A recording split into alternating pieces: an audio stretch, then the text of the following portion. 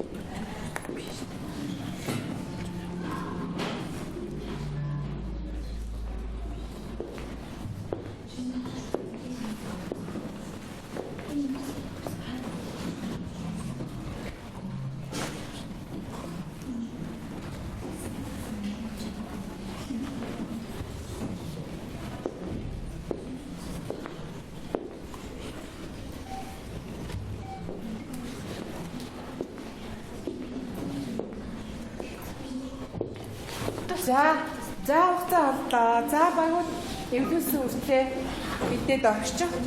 За одоо өөрийн багийнхаа хийж ирсэн даалгаврыг эдний баг хэрхэн гүйцэтгэж вэ гэдгийг шалгая. За багаас нэг төлөөлөгч гараа багийн ахлагч нар бусад багт очоод за өөрийнхөө багийг хэрхэн зөв эвлүүлсэн байна вэ гэдгийг харъя. Тийм ээ. За харъя. Болмогийн баг тэнд байгаа шүү тийм ээ. За хэрхэн зөв эвлүүлсэн байна вэ гэдгийг харъя. За эднийх хэдэн урууж эвлүүлсэн байна. Арай тусаг байсан тий. За танах хэдэн. За энд 7 урууж эвлүүлсэн байна. Танах. За эднийх хараахан гүйцэтгэж 3 их зөв эвлүүлсэн байна уу тий. За танах за эднийх гүйцэд эвлүүлсэн байна тий. За ингээ хамгийн хитгэвтэй оролцож биелүүлсэн. За үйлдвэрлэх систем багийнхандаа баяр хүргье.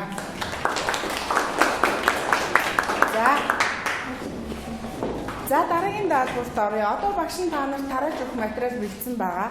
За тарааж өгөх материалаас та бүхэн багшийнхаа өгсөн мэдээллийг уншаад ярилцъя. За багийн ахлагч нар мэдээлэлээ хурдан тараад өгчих тийм ээ. Танад багш нь 2 өөр мэдээлэл өгсөн баг шүү. За уншаад дор бүрнээ уншаад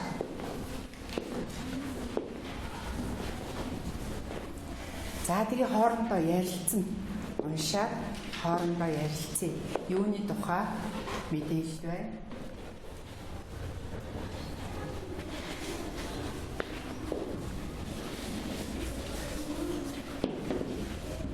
За жоохон мэдээлэл байгаа учраас за хоорондоо за хин ярих уу?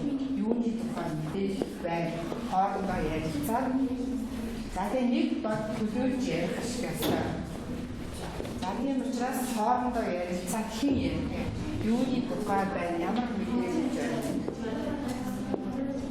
За хоорондоо ярилцаад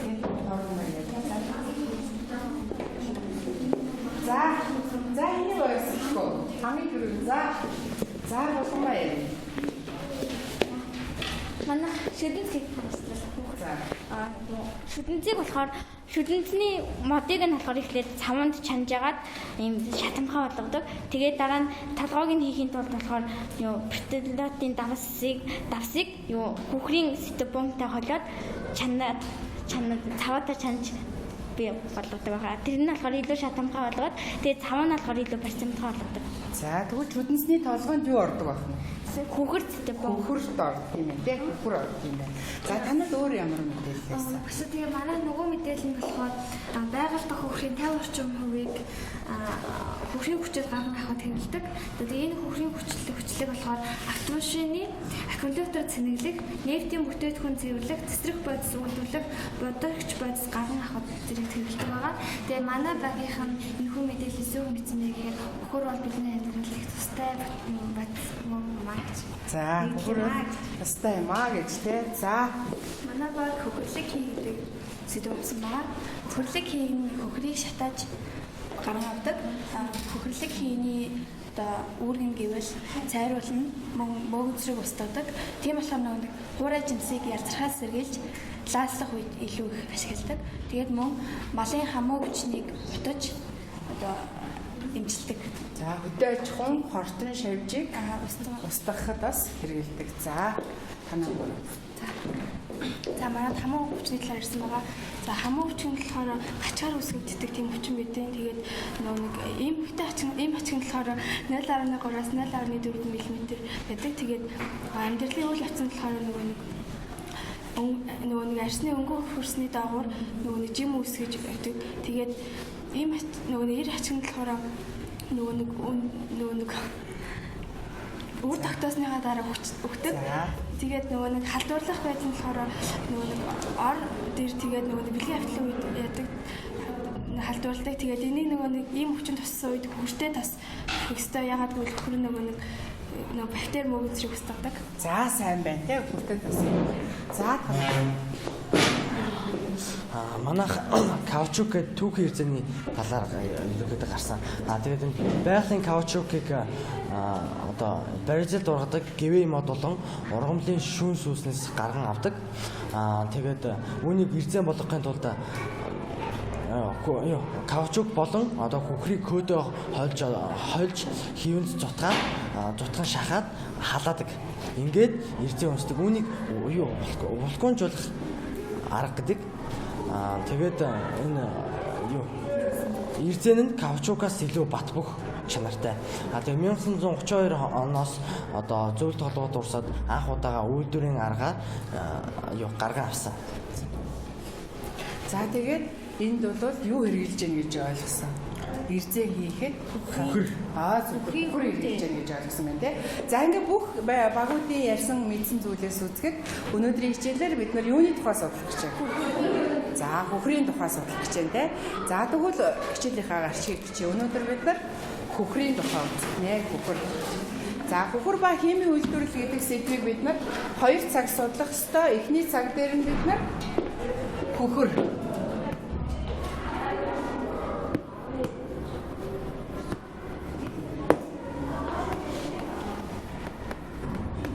За өнөөдөр бид нар хөхрийн тухай судлах нэ. За арчаад байсан бол төр зур дэлгэцэн анхаарлаа хандуулъя да. За энэ юу вэ? За хамуутай хүний гарын зураг байна тий. За энэ хамууг үүсгдэг өвчм үүсгэгчүүд юу гэсэн? Ачиг. За энэ хамууны ачиг байна. За энэ бас сая бачимны ярьсан барилцыг дургадаг каучук. Гэвээ модноос каучукийг гаргаж авна гэсэн тий.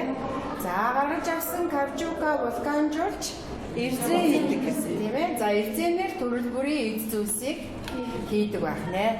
За энэ танаа баг ярьсан тий. Юуны зураг байна? Аккумуляторын зураг байна. Аккумуляторыг юугаар цэнгэлдэг гэсэн?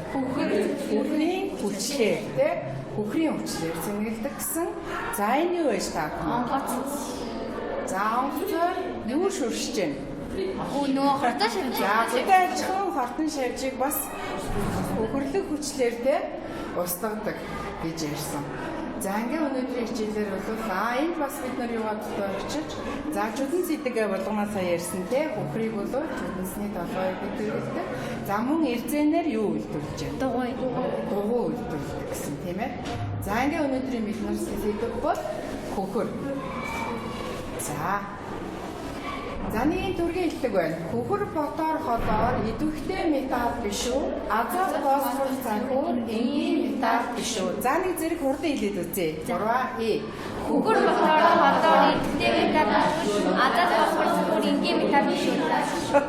За сайн байна. За тэгвэл эндээс юу ойлгов? Хөхөр бол идэвхтэй металл биш. Металл биш юм байна. байна. За өнөөдрийн хичээлийн бидний зорилго бол зовлон систем дийслэх байр, атмын бүтэц, хэрэглээ, байгальд орших, гарган авах аргатай танилцсанаа. Сая бид нар хэрэглээтэйгээ танилцчихлаа тийм ээ. За зорилгоо биелүүлэхийн тулд бид нар дараах алхмуудыг гүйцэтгэн. За сая хэрэглээ ярьчлаа. Одоо юу орох вэ? Үйлдэх систем дийслэх байр тийм ээ. За үйлдэх систем дийслэх байрын хажуугаар бас бид нар аюулгүй ажиллагааныхаа дүрмийг эргээд нэг санах хэрэгтэй тийм ээ. За лабораторид бид нар яаж ажиллах ёстой вэ? За ингээд шууд үйлдэх систем дийслэх байр руу оръё. Үйлдэх систем дийслэх байр. За маш хурдан тодорхойлоод за мөн загвараараа хөхрийнхаа үйлдэх атмын бүтцийг бас угсрах ёстой.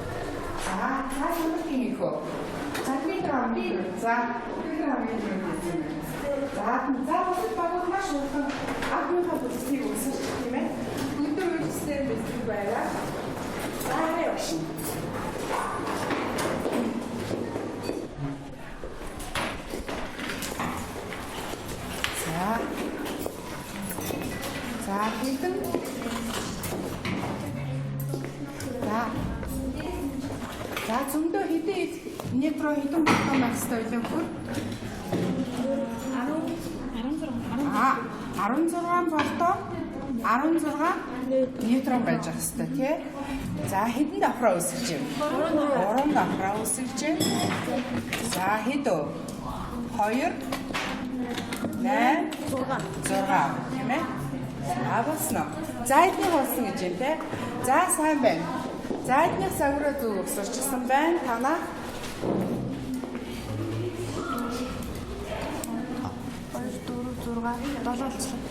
7 за сайн байна. За жоохон шаач. Танаа цүм арай дээлтчиж тийм ээ. За босно. За сайн байна. За тэгвэл бид нар заадаг. За самбарт хүүцэж явах хооронд хэдүүлээ үйлчлэн дийслэх байраа шалгачээ тийм ээ. За хийсэн бидний хийсэн зүг байна уу? Зүг байна. За атмын бүтэц та нар энийг өгсөрсөн тийм ээ. Загвараар. За зүйтэй. За ингээд одоо атмын бүтцийн дараагаар за байгальд орших та танилцъя. За байгальд оршихтой танилцахын тулд сургачийг ашиглая. Сургачгийн 9-р хуудас. Сургачгийн 9-р хуудас. За сургачгийн 9-р хуудас. За хурдан бүрийн тэмдэглээд хийх ёстой юм а. Дор бүрэн хурдан хийгээд яваарай.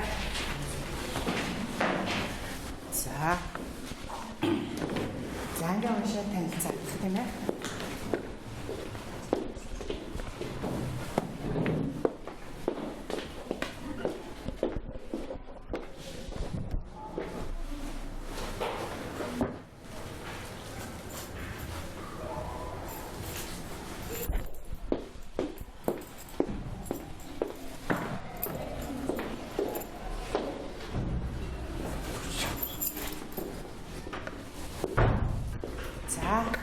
За ярилцъя.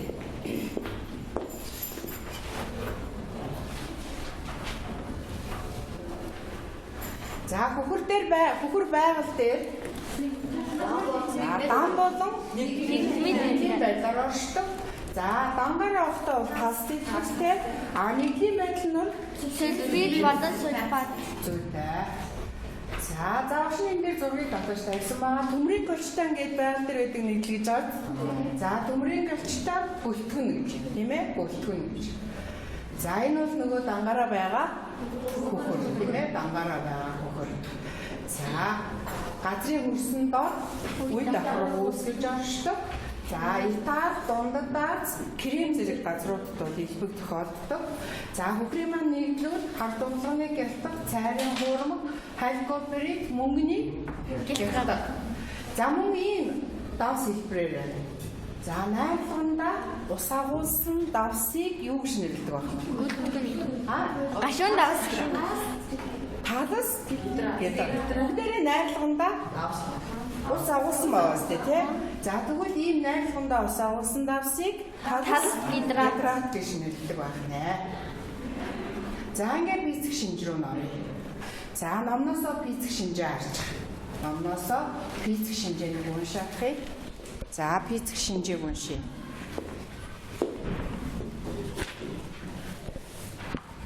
За хөхөр маань байгаль дээр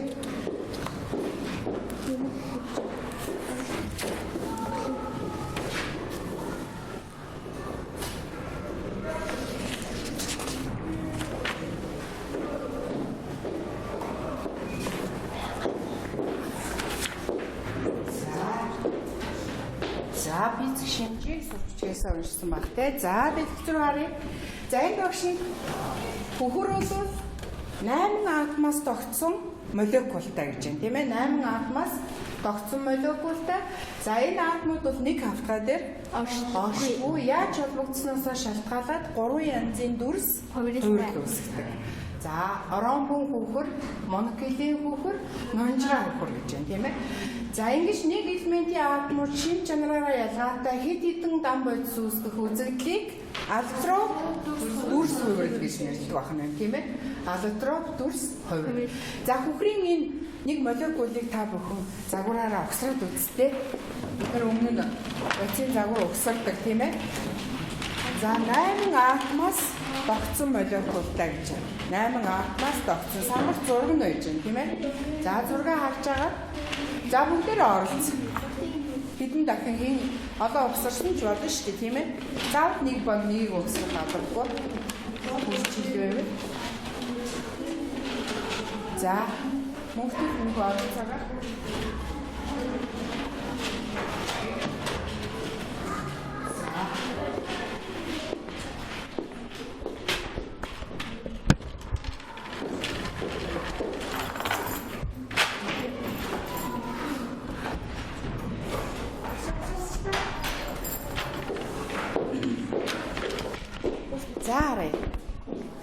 За сайн байна. За нэг хавтгай дээр оршихгүй гэсэн тий. За эднийх ингээ угсарч чад байна. За та нарын юм гарсан уу? Угсарч дууссан уу? За бүгдрийг болж байгаа шүү тий. За зүйтэй танаг болсон байна. За сайн байна. За өөр өнгийн атом хэрэгцээд байж гэн тийм ээ. За нэг хөхрөө хийж байгаа учраас бүгдийг ижил өнгөөр хийх шаардлагатай байна тийм ээ. За зүйтэй. За одоо эдний хийчүүл гүйцэтгэж байна да. За ингээ хөхрөө. За дараа хөхөр маань байгаль дээр 18 изотоптой, үүнээс 4 тогтвортой изотоптой. За цөмийн цэнгээрээ ижил массын тоогоороо ялгаатай нэг элементийн атомуудыг гэвчнэ. Изотоп гэж нэрлэдэг байна тийм ээ.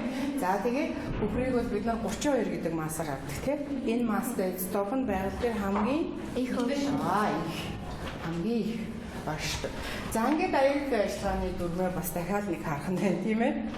За тэгвэл одоо багш нь та нар хөхрийг за одоо хөхрөө харж. Багш нь наад бэлдсэн юм дотор мундаг хөхөр хийгээд тавьсан байгаа. За хөхрөө хараа. Хөхөр бол тас хэлбэртэй гэсэн тий дангаараа. За гэтэл наа чи ямар байна? Нунтаг байна тийм ээ. Нунтаг байна. Нунтагцсан байна. За химийн бодисыг шууд одоо үнэрлэж болох уу? Яаж үнэрлэх ёстой вэ? За янз бүрийн үнэр байна уу? За одоо ингээд тастаараа авахтаа бол янз бүрийн үнэр за байхгүй. За ингээд дараачийн дасгал руу орно. За дараа нь тарах материал дээр чинь эсэтлийн хим тодорхойлох багш нь бодисын томьёо өчсөн байгаа. За тэр томьёон дээр хөхрийн эсэтлийн химийг тодорхойлох. Хөхрийнхаа эсэтлийн химийг тодорхойлж байна. За нэгэн цаасан дээрээ бичээ бусдын дэвтэр дээрээ тийм ээ бусдын дэвтэр дээрээ бичээд авчих. Бусдын дэвтэр дээрээ бичих нь тийм ээ. За эсэтлийн хим тодорхойлох юу ч хаа. Даалгавар чинь биш тэр биш. Зүйтэй. За хурдан дундаа тавь. За та бичээд ав. За хурдан тодорхойлоо. За хараа явж шин. Гой зүгтэй. За усны дэвтэр дээр нэг юм материал дээр шууд тодорхойлчих тийм ээ. За зүгтэй эсэлтийн хэм тодорхойлох хэрэгтэй тийм ээ. Эсэлтийн хэмийг тодорхойлох хэрэгтэй. За болцноо. За дүүл самбарт аваад наачих тийм ээ. За та хоёр бичиж аваа шүү. Тодорхойлсон юугаар бичиж авсан уу? За хараа явшин. За самбарт аваад байрлуулж хараа явшин. За эдний хоёр хийчлээ тий. За хийгээрэй дараа. За танах ярьсан. За туслаараа, бусдын туслаараа. Хурдан өөр өөрснийхөө хийснийг за өөр өөрснийхөө хийснийг зөвлөөд за туслаараа тавьсан уу? За эдний болчихлоо. За одоо дөрөвдөөр.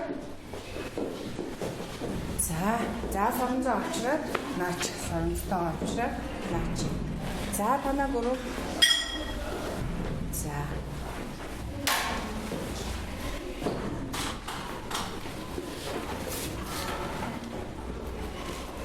За зүйтэй. За одоо бүгдээрээ наашаа анхаарлаа хандуулъя. За бүгдээрээ харж байгаа. За энэ эхлээд бид нар бүхрийг ингээд дам байдалтай байхдаа бүх багууд эсэлтлийн хэмнэн тэг гэж тодорхойлсон байна. Зөв үү? Зөв. За ямар ч элемент дангаараа байхдаа эсэлтлийн хэмнэн тэг байдгаа гэж үзсэн. За дараагийн нэгдэл дээр болохоор зэрэг 4 за 4 гэсэн байна. За бүх багууд бол эсэлтлийн хэмнэн хэд гэсэн байна? 4 гэж тодорхойлсон байна тий. За дараагийн нэгдэл дээр болохоор зэрэг 6. За нэг ёсондоо сульфатууд дээр болохоор хөхөрөл дандаа 6 эсэлтлийн хэмийг үзүүлдэг гэсэн байна. Сайн байна. Сульфид дээр нь болохоор зэрэг хөхөрөл 4-ийг үзүүлдэг байгаа юм байна. За сульфид дээр болохоор зэрэг дандаа хэд гэсэн байна? За нэг баг жоохон нэмэх 2 гэж хас 2 гэсэн байна тий. За ингээд сульфид дээр болохоор зэрэг хөхөр ямар эсэлтлийн хэм үзүүлэх нь хасах 2. За тэгвэл эндээс үзэхэд хөхөр бол өөрийнхөө ордог нэгдлүүдтэй хэд гэсэн эсэлтлийн хэмийг үзүүлэх нь хэд нэмэх 4 нэмэх 6 хасах 2 гэсэн эсэлтлийн хэмийг үзүүлэх нэ. За сайн байна. Бид нар өмнөх эсэлтийн хэмжээ хурал гэдэг сэдв үзсэн учраас манай хүмүүс эсэлтлийн хэмээ сайн тодорхойлж байгаа юм байна тийм ээ. За одоо за бүхрийн химийн шинж рүүгээ оръё. Бүхрийн химийн шинж рүүгээ оръё. За багшнаас дасгал өгсөн байгаа. Та бүхэн багшийнхаа өгсөн дасгалыг ургуулын тэгшлэгийг бичиж тэнцвүүлье. Ургуулын тэгшлэгийг бичиж тэнцвүүлье. За хурдан хараагаараа. За хурдан бичиж хараа. Бусадтай харуулаад за харуул бичиж тавьчих маш хурдан бичиж тавьчих тийм ээ.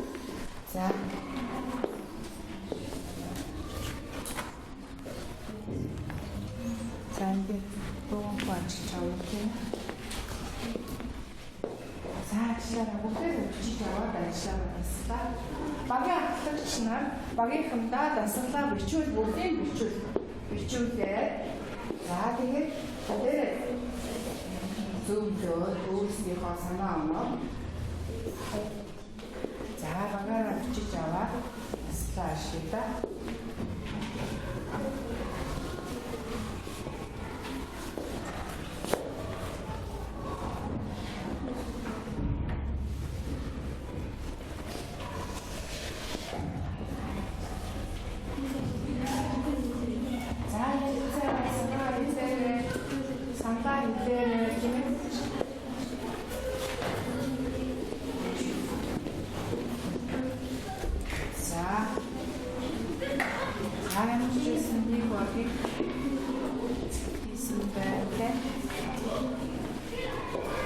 За өөрийнхөө багийн нийслэлийг тавьчихсан.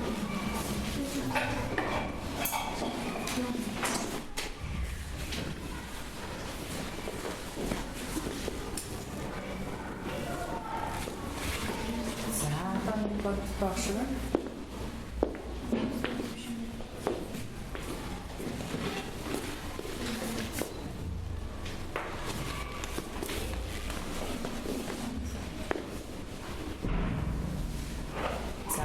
За бүгдээрээ нэг анхаарал тийм ээ.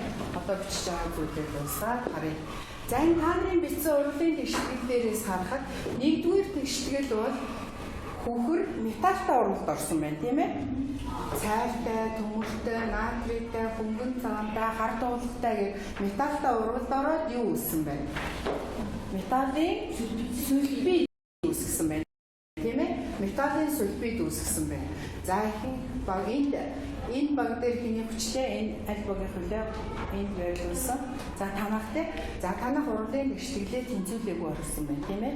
Хөнгөн цагааны сульфид үүсгээд тэнцвүүлээгүй байна.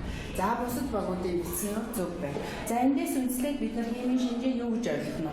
Хөхөр бол металлтай уралд орохороо сульфид үүсгэх юм байна. За хоёрдугаарт нь металл бишүүдтэй уралд орсон байна. Хөхөр ус төрөгчтэй уралд орохороо хөхөрт ус төрөгч үүссэн байна. Фосфортой уралд орохороо за хөхөрт фосфор үүссэн байна. За бас шатхууралд орсон байна. Хөхрийг шатаагаад хөхөрлөг хийсэн байна. За дараа нь нүүрс төрөгчтэй бас хөхөрт нүүрс төрөгч үүссэн байна. За эдний баг ерөнхийдөө тэгшлэл тэнцвүүлэх тал дээр анхаарах шаардлагатай байгаа юм байна. За дараа нь болохоор зэрэг эдний за натрийн шүтгтэй уралд оруулаад сульфид үүсгэсэн байна тийм ээ. Натрийн шүтгтэй уралд ороод хөхөрлөг хий натрийн шүтгтэй уралд ороод сульфид үүсжээ. За дараа нь энд хөхрийн ангидрын тустай уралд орохороо хөхөрлөг хүчил үүссэн байна. За дараа нь энд болохоор зэрэг хөхөрлөг хий хүчил төрөгчтэй уралд ороод хөхрийн ангидрыг үүсгэсэн байна. Энийний харин тэнцвүүлэх тэгшлэгэл арай алдаатай харагдаж байна. Тийм ээ? Хөхөрлөг хий хүчил төрөгчтэй уралд ороод хөхрийн ангидрыг үүсэж байгаа дээр тэнцвүүлэх дээр анхаарах нь байна. За дараа нь хөхөрлөг хий устай уралд орохоор хөхөрлөг хүчил за энд бас давхар орсон байна тийм. За энэ хөхөрлөг хий маань хар дуулганы оксидтай уралд орохоор хар дуулганы за энэ сульфид үүсгэсэн байна тийм. За энд бол сульфат үүсдэг байна. Энэ бол сульфид биш юу үүсдэг? Сульфат. Өөрөөр хэлбэл хөхөр нэмэх 4 гэсэн эсэлтийн хэмээс нэмэх 6 гэсэн эсэлтийн хэмтэй болж өөрчлөгдөв. За энэ дээр хөхрийн ангидрыг маань натрийн шүтгтэй уралд ороод натрийн сульфат үүсэж байна тийм ээ. За зөвхөн. За одоо тэмдэглэл урлагийн тэгшлэлүүдээ тэмдэглээд авч.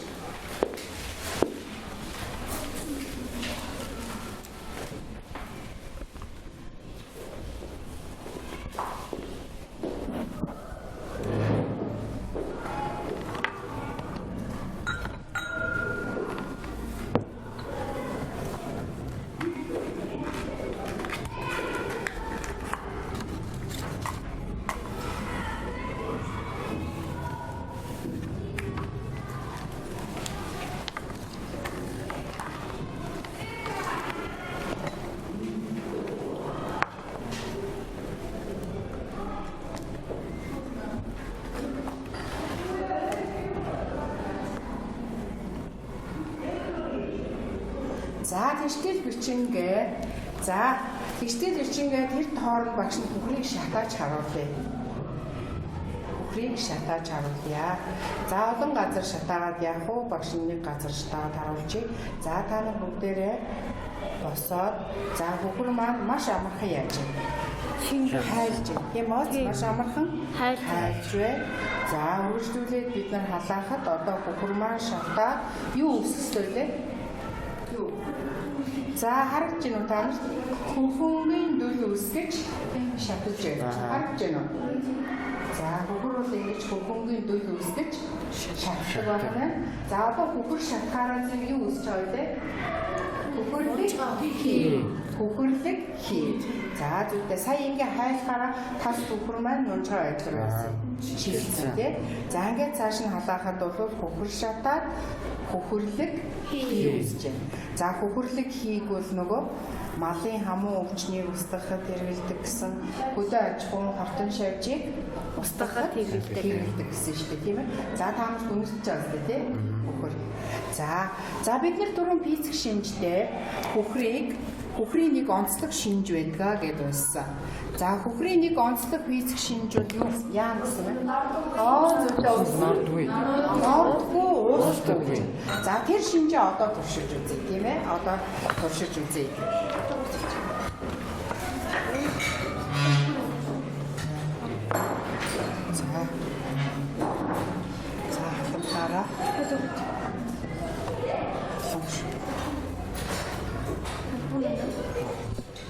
За хараа явшин. За усаа хийгээ хөвжээ. За тэгээ утгаад үзсэн. За усаа жоохон нэмсэн ч байна.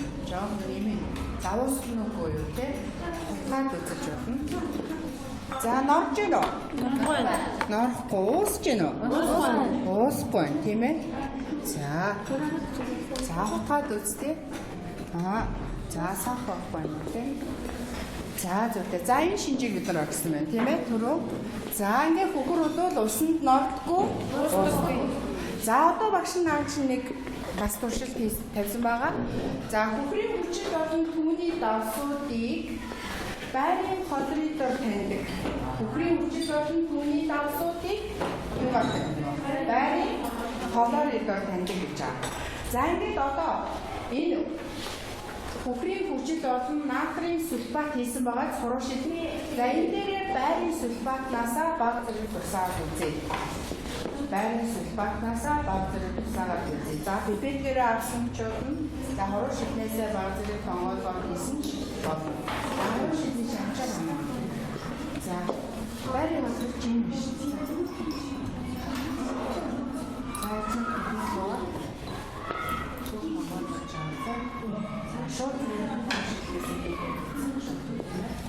за яасан. За цагаан үгийн тунц үстэй тийм ээ. За зөв одоо ингээд тунцсан доошоо яаж юм. Дууж юм те. За бид нар хүчтэй арай жоох их тавсан учраас за зөв. За цагаан үгийн за ингээд жоох өгчих тийм ээ. За ганцаар үзье. За тэгвэл хөхрийн хүчит болон түүний давсуудыг юугаар таньдна уу? Байрын ходрыг таньдна. За одоо гişтийн хүчийг үзье. За энэ юу үүсэх вэ? Энэ цагаан одоо юу үүсэх вэ? За гişтийн хүчийг. Хөхрийн хүчит болон байрын ходрыг хоёроо оруулж оруулна шүү. Хөхрийн хүчит натрийн сульфат хоёроо байрын ходрогтой оруулж оруулна. За гişтийн самт юм биш үү?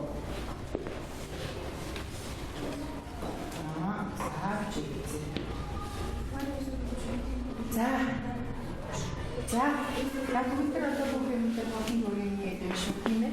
За басна авцаараа. За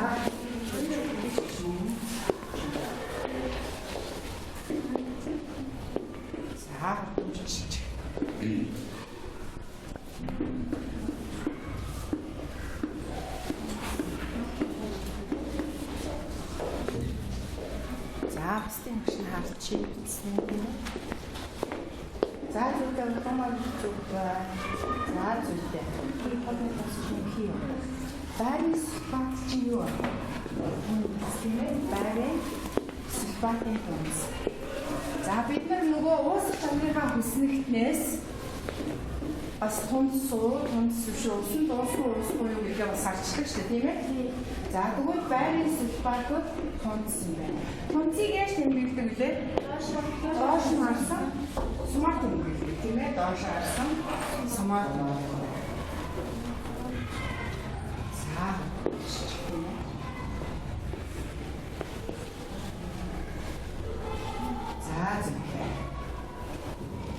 За за энэ байрын сульфатынхаа маань за сүмэн чичэм шиг тийм ээ.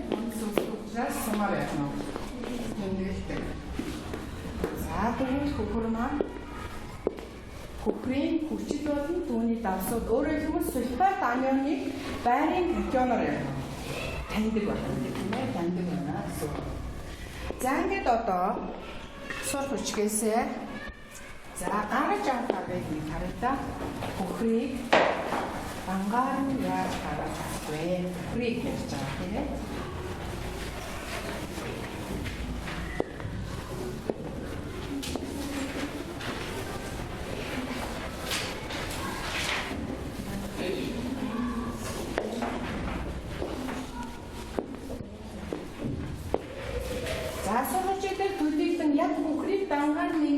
Гаргаж авна гэсэн арга байхгүй тийм ээ.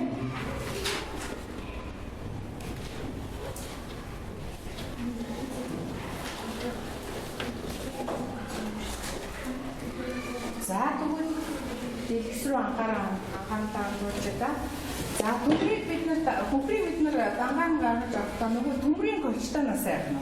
Гаргаж авч болох юм байна. Мөн бүхэрлэг хийх нөөц зөрчөөр явна. Ангижруулж гаргаж авч болох юм байна. За хүмүүлээ болчих тийм ээ. За яг сүмжлэлээр бол бид нарт одоо бүхэл бас яг дангаараа яаж гаргаж авах вэ гэхээр агуулдаг үлсэн тийм ээ.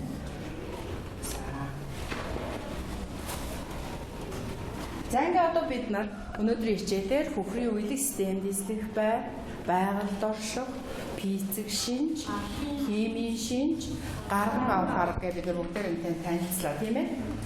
За ингээ өнөөдрийн хичээлээр за та бүхнийг одоо багш нь хэрхэн өнөөдрийн хичээлийг ойлгож вэ гэдгийг одоо хэдүүлээ тийм үгүй гэдэг хариултаараа нэг харъя да. За тийм гэвэл удаан үгүй гэвэл цэцгээр. За хөхөр усанд уусдаг. Хөхөр усанд уусдаг. За зүйтэй. За нэг хүн уусдаг үгүй юу гэж бодож шүү дээ. За хөхөр бол усанд яахгүйсэн. Уусгүйсэн тий. За оронхон хөхөр шар өнгөтэй гэж. Оронхон хөхөр бол шар өнгөтэй. За бас ганц хоёр хүн эргэлзэж байна те. Шар өнгөтэйсэн мэт те. Шар өнгөтэй. За хөхөр бол металл гэж. За нэг хүн металлаад гэж байна тийм ээ хөхөр. За хөхөр бол металл биш. За хөхрийн хүчлийг аккумуляторын хүчил гэж нэрлэдэг. Тийм. За бас зарим нэг хүн үгүй гэж. За яагаад аккумуляторын хүчил гэж нэрлэдэг вэ? Зөв аккумулятор цэнгэлэхэд хэрэглэдэг гэсэн шүү дээ. За хөхөр идэвхтэй металл биш. За бас нэг хоёр хүн үгүй идэвхгүй гэдэг тийм ээ. За бид нар түрүү үзсэн шүү дээ. Хөхөр бол идэвхтэй металл биш. За натрий 2SO3 гэсэн нэгдэлт хөхөр бол нэмэх 6 гэсэн эсэллийн хэмээг үзүүлнэ гэж. За зарим нь үгүй гэж байна, зарим нь тийм ээ гэж байна. За 50% байх шиг байна те. За тэгвэл хэдүүлээ үзье да. Натрий 2SO3 дээр хөхөр хэд гэсэн эсэлтийн хэм үзүүлэх вэ гэж. Натрий 2SO3. За энэ бас 2-ын нэмэх 1. За тэгэхээр хөхөр эдэг үзүүлэх. Нэмэх 4-ийг үзүүлэх юм байна. Тийм ээ нэмэх 4-ийг. За тэгсэн. За ингээд гэрийн даалгавар хэмжээ. За гэртээ бид нар сургалжгээсээ хүүхнийхээ дасгал оруулах юм гэж байна. За ингээд өнөөдрийн хичээлээр эвдээ оролцсон та бүхэн баярлалаа. За ингээд баг одоогийн 3 дараагийн сургалтыг өнөөдөр жижиг өгөх юм.